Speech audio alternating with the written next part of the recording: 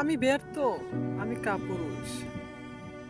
আমি চাইলেই হয়ে যেতাম মতো, তবু আমি পারি না, তবু আমি করি না। আমি ভয় পাই মানুষের সাথে লড়তে, আমি ভয় পাই আমার নিজের সাথে লড়তে। আমি ভালো কিছু করতে ভয় পাই, আমি মানুষকে উপদেশ দিতে ভয় পাই, অথচ আমি নিজেই উপদেশ নেই না। কারণ এই পৃথিবীটা হচ্ছে বদলার জায়গা। তুমি যদি ভালো কিছু করো, তাহলে ভালো কিছু পাবে। তুমি যদি ভালো মানুষের কথা বুঝো, তাহলে একদিন তোমার কথা মানুষ বুঝবে। তুমি যদি ব্যর্থ মানুষের কাহিনী পড়ো, তাহলে একদিন তোমার ব্যর্থতার গল্প মানুষ পড়বে। এটাই বাস্তবতা, এটার উপেক্ষা আর কিছুই নেই। তাই তুমি তোমার জীবন সাজাও। কেমন করে পেতে চাও আগামীর জীবন তোমার? কেমন লাইফ হবে? তোমার জীবনসঙ্গী কে হবে এ নিয়ে ভাবো না। তুমি জীবনে কি করবে এ নিয়ে ভাবো। তোমার সাথে মানুষ নেই এ নিয়ে চিন্তা করো না।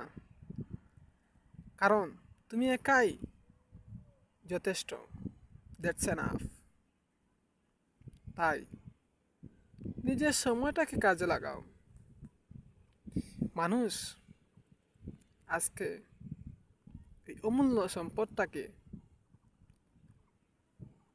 কেমন করে যেন হারিয়ে যাচ্ছে। মানুষ মানুষকে জানে না, মানুষকে চিনে না। অথচ এই নিঃস্বার্থের এই দুনিয়াতে মানুষ মানুষের জন্য নয়। আমরা বলে থাকি যে বন্ধু, তোর সাথে আছি, থাকবো চিরকাল, কিন্তু প্রয়োজনের তাগিদে কাউকে পাশে পাওয়া যায় না। এটাই বাস্তবতা।